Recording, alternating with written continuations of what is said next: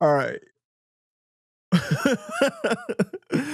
What year is it that you meet MF Doom? He performed at Scribble Jam in 2003. Yeah. So,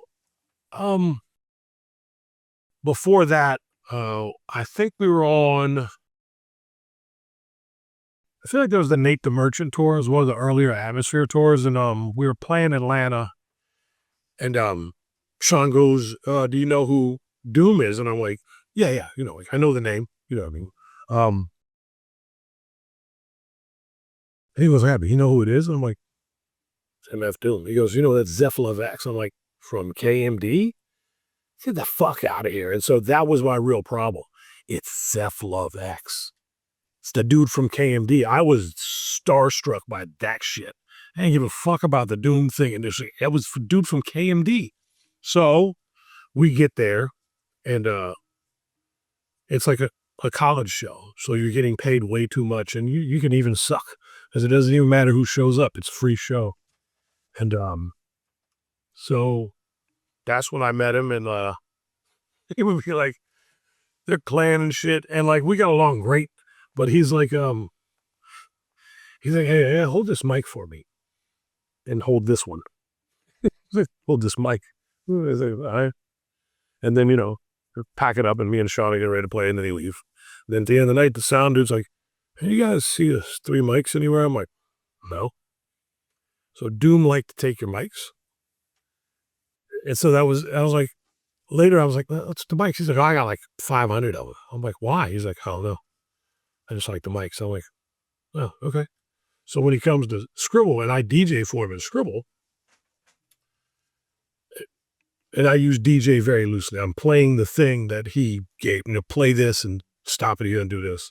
But it's fun, but so he's done, and he's, you know, there's other acts, but he's like collecting all these mics. And I'm like, yo, Daniel, this is my event. This, you know, Scribble Jam is my thing. And he goes,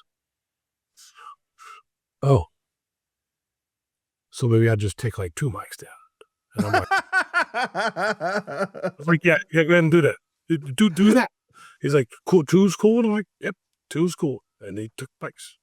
And then talk back and forth here and there. Like, we never really talked about music. We talked about like cartoons and dumb shit. At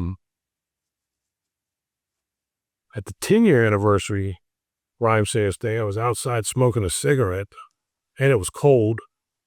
I was kind of tucked in this little cubby outside First Avenue, and I stepped out, and like full blast got tackled. Like hard. Like it sucked. It felt like I was playing football again. I hit the ground, face hits the ground, cigarette hanging off my lip, and I'm turning over. I'm about to fucking kill somebody. Turning over, trying to, you know, I'm going to try to fucking put this motherfucker in bottom guard, and it's Doom. And he goes, metal face motherfucker, don't you ever turn your back on the Doom. I'm like, my back wasn't to you. I was watching smoking. What the fuck? He's like, this is my wife, Jasmine. I'm like, nice to meet you. And I met her, and he's like, so what are you doing? I was like, well, I was smoking a cigarette. And he's like, well, the burning half's on the ground. I just had like the butt on my lip. And he's like, well, let's go in together. And that was that. I walked in, you all right? I'm like, oh yeah, I'm fine. You know, a dude bigger than me tackled me at full, but I don't know how fucking far he ran. He might have ran half a city block, and he plowed into it. Oh, shit. Is that one of your favorite memories of him? Yeah, well, that's the one that's been blasted into my head, yes, because it's fucking, and you know, there's people in line. There's motherfuckers outside First Ave, like, oh shit. And then, you know, you get up, and I'm like, you know, you want to get up and fight after that, and you can't. It's your homie, and you're like, fuck. And then his wife's like, nice to meet you. And you're like, fuck. I know, so you can't even cuss him out the way you want to either. Yeah, that was cool. I mean, it was funny, but it hurt. It definitely hurt. Right. So on October 31st, 2020, he passed away. What was your reaction when you got the news?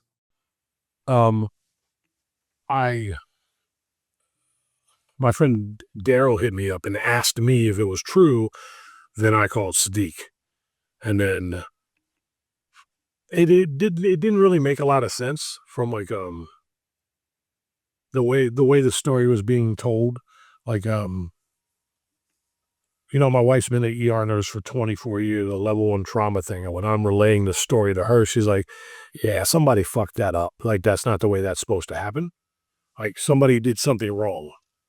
Not intentionally, but somebody fucked up, they didn't check something. And that led to that. Like, it should be like a malpractice thing. Wow. From the way the story goes, like that should have been easily avoidable. Somebody didn't read their chart, basically. So it pissed me off more than anything else because it could have been avoided. Right. Were you guys close towards the end of his life still?